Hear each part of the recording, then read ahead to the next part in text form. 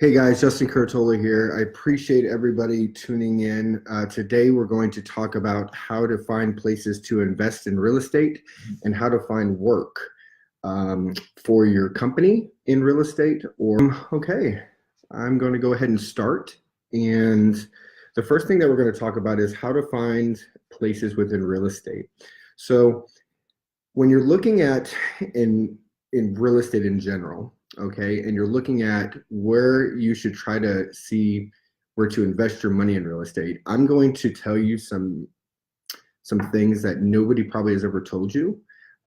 They are hidden gems within investing in real estate and how to get true evaluation on your money. So the stuff I'm going to talk about tonight is stuff you probably never heard on television, in a book. Yes, it's late, but I like to kind of jump on here sometimes and throw some major nuggets of wisdom down and really throw out some value for you as you build your portfolio. So if you're looking at investing in real estate, here's some little secrets that I've learned over the years. So one of the secrets that I've learned is your local codes department. You can go down there and you can get a list of all the permits that are being pulled in your local area.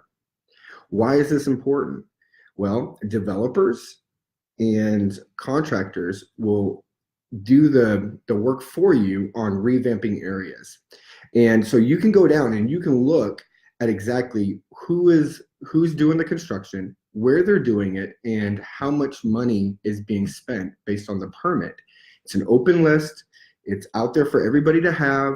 You can literally go on there, get the list, see all the contractors, all the developers, and where they're going to be doing their construction and their development. Great way to find out months and months, even years ahead of what is planned to be built.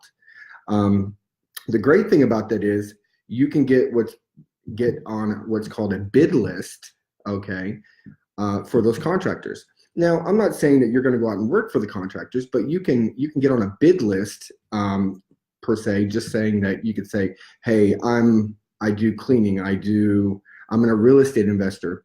And what that does is it gives you the ability to be on their bid list to know exactly where they're going to be bidding or where they're going to be building per se.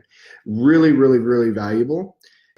Being on a bid list doesn't mean that you have to be a contractor doing it. What it does mean is that you have the ability to know where the contractor is going to be building.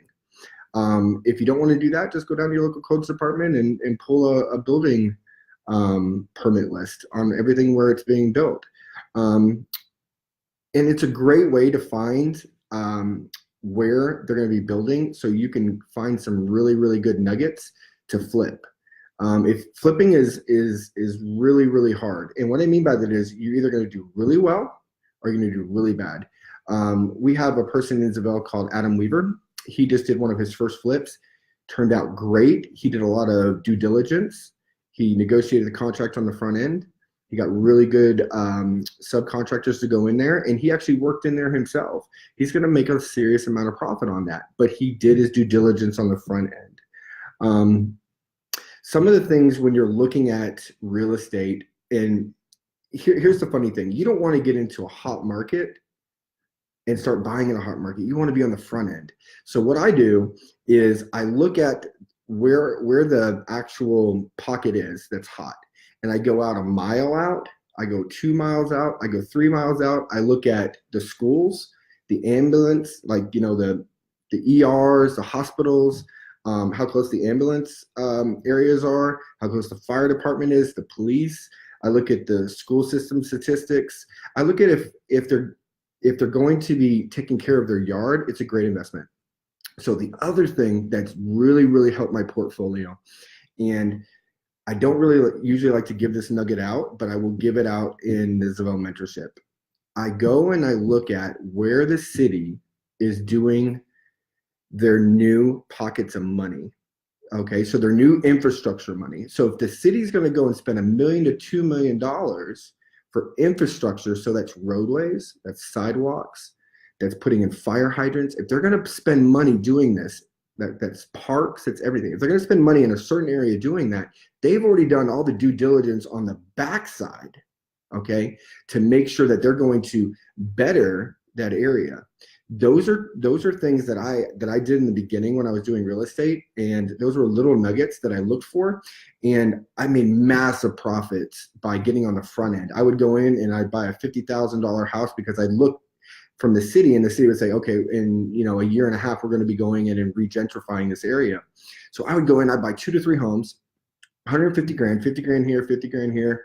I'd buy a couple homes up. I'd start working on them. So when the city would actually go in there and regentrify it, my evaluation on my house automatically went up by 25% usually. Okay, and within a year went up by 50%. So I was making massive profits by doing my due diligence with information that is free to you. Here's the thing. You're never going to hear anybody talk about what I just talked about, because it's the developers that like to keep them on tap, because that's where their money is. It's not great to get out there and throw all this information out there, but if it can help you build your portfolio and make you more money, I want you to do it. So the third thing that you can do is you can look in, and people think this is old school. I still do it. I still put money into it. There's auctions, okay? And within these auctions, there are like notices and papers, and yeah, that's fine. But sometimes you might say, there's an auction for a house. It's only $30,000, but it's like an hour away, but it might have 40 acres. So here's where your mindset needs to change. Airbnbs are everywhere, right? So you can Airbnb that. If your note on it's only $150 a month, and you can Airbnb it for $600 a month, it's a $500 profit. But if you're not in the Airbnb area, here's what you need to start looking into. And anybody that's in real estate investing, here's where we're going to turn it for a second. There are things called mineral rights when it comes to land, okay? Also lumber rights. And these are things that are very, very lucrative, okay? You might have a plot of land that somebody's selling for $10,000, but they don't realize what they're sitting on, okay? You have to look at, is the land worth, okay? Is the land worth really what you're buying it for?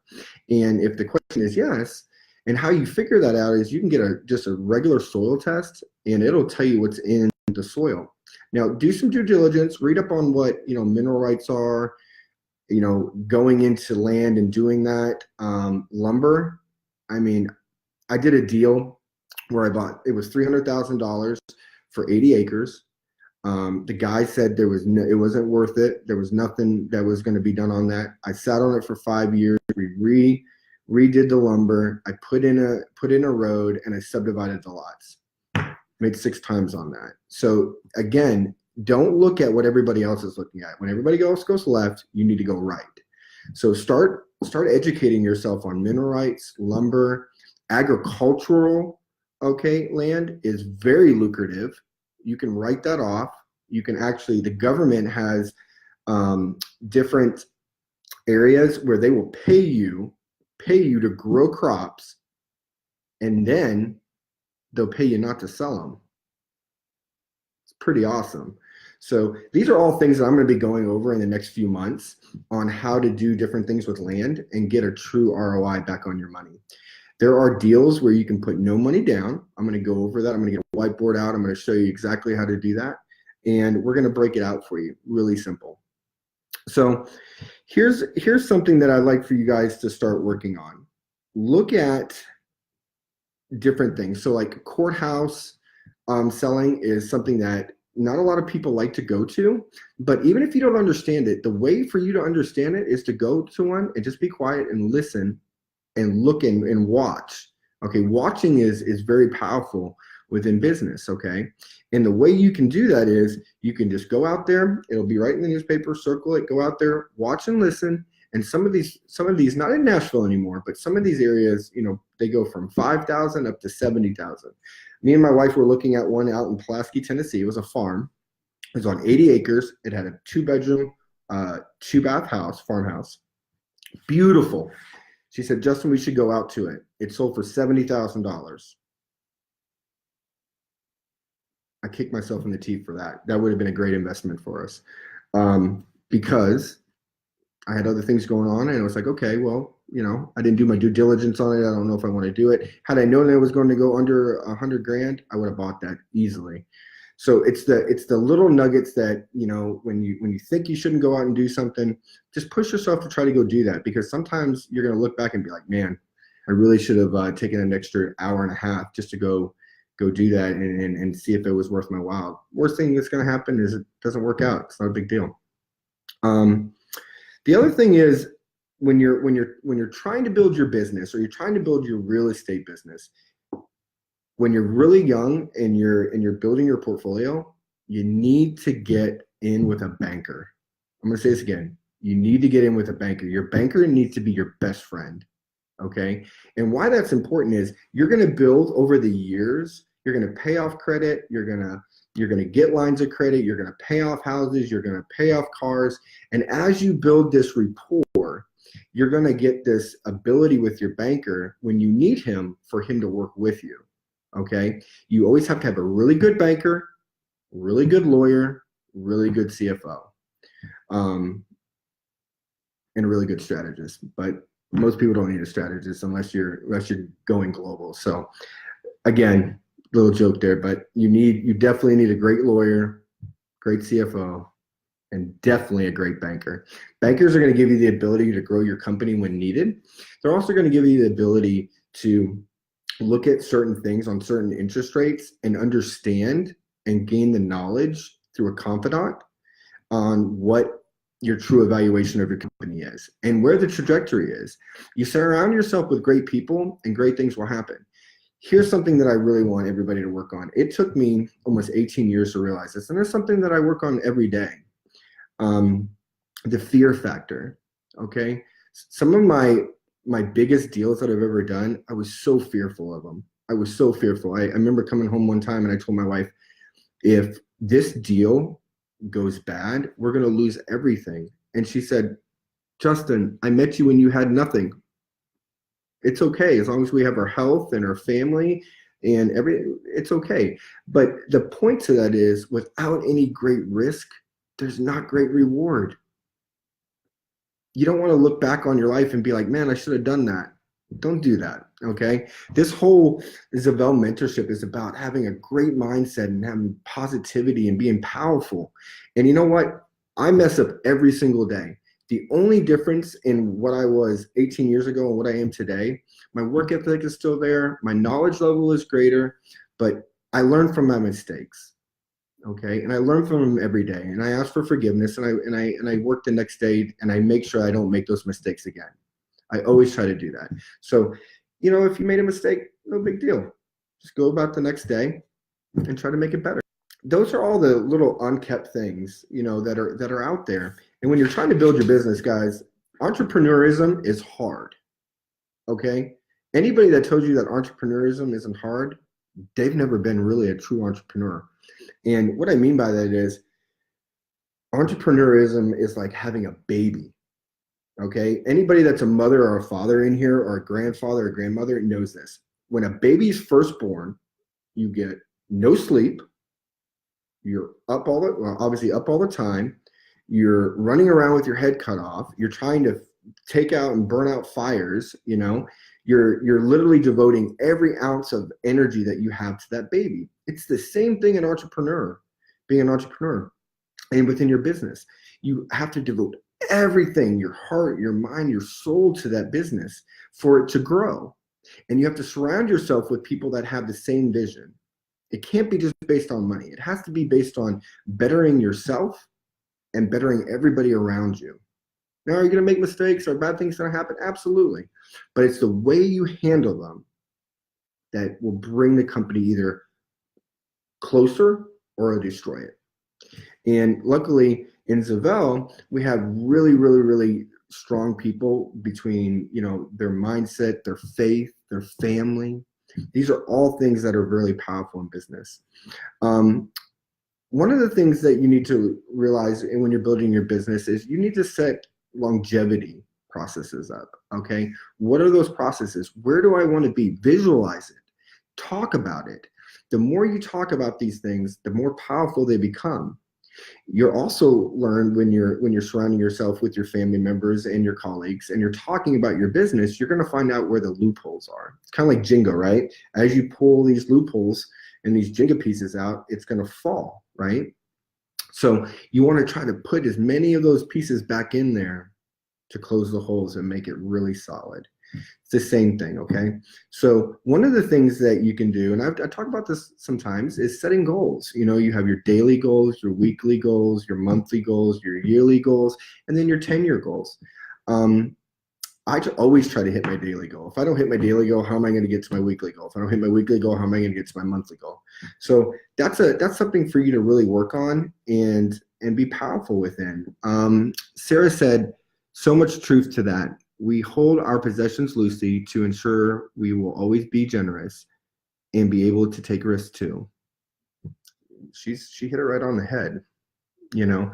And you know, Sarah and Matt, you know, they're entrepreneurs. They took gambles when they were in their, you know, when they were younger with their with Alpha Rehab and building that. And they went through all that and they sold it, and now they're doing Zavelle and they're all in. Now, I want you to understand, I want you to really think about entrepreneurism and building a business. How many of you would be, you have two doctors, Sarah and Matt. How many of you would be doctors, have a successful practice? So you're doing well, okay? You have other doctors underneath you, you have a partner, money's coming in, you have a great life. And then all of a sudden you're like, you know what? I'm going to go for this other deal. Okay, I'm going to go for this other company because it's in our heart. We want to help more people, not only, you know, Kearney, Nebraska, and the surrounding areas. We want to help the world. How many people would leave the comfortability of what they have to go do that? You know what that's called? It's called entrepreneurism. It's called selflessness.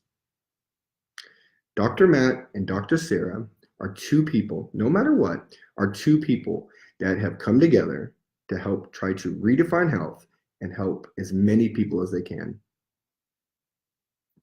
That's powerful, okay? And that's the type of people that anybody can get behind and work hard for. That was just a little shout out to them because they don't toot their own horn. You know, they don't. And Sarah's probably one of the kindest, most generous people that I've ever met besides Matt. Matt, everybody always says Matt's a hard guy. He's not a hard guy, guys. Matt O'Neill's not a hard guy. He's probably one of the most loving people that I've ever met, most generous people. The difference is he has one thing that people really don't like in life when you're at the top, okay? You know what that is? He holds people accountable. Okay? Accountability is nothing bad.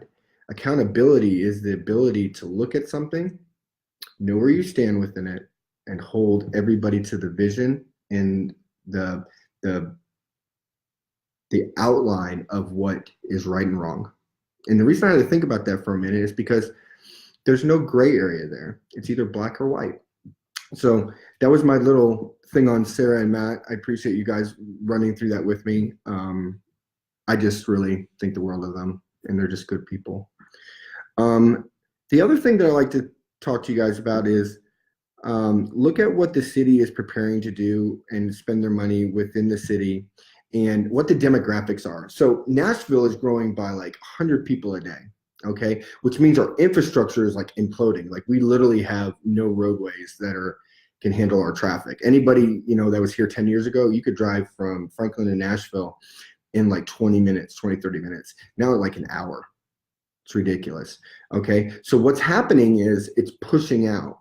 So we have Nashville, Franklin, Spring Hill, Columbia, and then onward. So if I was an investor and I saw that massive growth being done, I would look at the two hottest cities. So right now we have Nashville, and Franklin's not the hottest city. It's between Nashville and Columbia. So a great place if I was going to invest would be Spring Hill. Spring Hill is like blowing up, okay? But it wasn't a year ago. Everybody's like, I don't want to be in Spring Hill. Now you can't even get a house in Spring Hill because they're putting up anywhere from 100 to 300 houses every few months. I mean, it's just blowing up. So that's the point. You know, don't get on the front end of things, get on the back end of things. So let's reiterate and go over real quick what we just went over in the beginning. You're going to go to the codes department. If you're looking at investing in real estate, you're going to go to the codes department and you're going to look at where all the permits that have been pulled by contractors and developers. That's going to tell you the areas that are building is going on and that real estate will be going up. You're going to get on bid lists, not to do any of the activities, okay, like the contracting, electrical, the plumbing, but to know where actual building will be done in those selected areas. They don't mind putting you on the bid list. Just put yourself as a cleaner. It's fine, but you'll have the knowledge of where they're going to be building. And it's also a great way to start your flips. The other thing is when you're building a brand, okay, always remember this. When you're building a brand, you're building yourself. Your company is your brand and you are the brand of your company. Okay. So a couple of things you can do within that. You need to belong to your local chamber of commerce. If you're not comfortable with that, go to mixers, go to, they'll be out there, be like the entrepreneurs, the builders association mixers, there's all these different mixers you can go to. And I don't mean, mixers like drinking. I mean like get-togethers. So those are things that you can do to kind of get out there. The other thing is if you're building yourself as a brand, if you're not on Instagram, Facebook, Twitter, if you're not on those social media platforms, you're doing yourself a disservice, okay? Because people want to know who you are. If you're going to be in business, they want to be able to look and see who you are. So I didn't do that for the first 18 years. That wasn't my priority. My priority was building other people and building my own companies and doing those things. Now I'm having to step out of my boundaries and it's a little uncomfortable sometimes. I really wasn't too keen on Facebook Lives and Instagram and Twitter. I wasn't really that guy. Now that I'm doing it, it's better because it helps build the companies that I work with and I work for. And so that's really important because people want to know who you are. Some people, their journey is like up and down and going up a cliff. And some people, it's just a straight line. It just depends on what type of person you are and what you've been through in your life. But that's the point to all of it is that, if you're going to be out there and build a successful business, you got to put yourself out there. Can't be afraid, right? That fear factor. So really appreciate everybody tonight. Appreciate the opportunity to sit here and work with any. Yes, Sarah said there's actually networking clubs. Absolutely. It is what it is. You need to put yourself on YouTube. If you're in a mentorship and you're a mentor, you need to be on YouTube. If you're, doing construction or you're doing consulting or you're doing hair and makeup or you're a swim instructor, put your name on YouTube. Talk about the simple things that you do, or just even like, hey, this is how to fix a stove, or hey, this is how to do some tile. People will look at your name when they Google it and they'll see that and they'll be like, hey man, this guy's legit. It makes sense. He knows what he's talking about. Look, I can see it. So we're in a world of virtual, right? So you got to do it all. You got to put yourself on all the different platforms. You got to put yourself out there. You got to let people understand who you are. And you got to work through that. It's kind of all I have tonight, and I appreciate everybody. Sarah says you have to put your face out there in real life and on social media. Absolutely, and it takes time. When you put yourself out there on social media, there's different forums you have to put yourself in. You have to kind of do it every day. Sometimes you don't want to do it. But you're doing it for a greater good. You're building yourself as a brand. You're building your company as a brand, and that's going to lead into bigger and better things. The more people that know what you do and they understand you, they're going to do business with you. And I always say this on there, and people laugh at me, but your network is your net worth. And the point to that, guys, is that the more people you know, the more people that know what you do, the more possibilities you have to make money. And one of the other things I like to talk a little bit quick, and I'll jump off here, is that there's a thing called Toastmasters, okay? It's in every single city in America, usually. It is for public speaking. So if you have a fear of public speaking, join Toastmasters. The other thing about public speaking is the more you public speak, and that could be just to, your loved one, that could be to your family, that could be just to your friends. The more you just get up and speak, the better you're going to become at it. So I really appreciate everybody tonight. I really appreciate you tuning in. I appreciate the Zavell Mentorship Group, and I appreciate you guys letting me be a part of it and letting me speak and work with you. So have a wonderful night. Have a great week, and I wish you all well. Bye.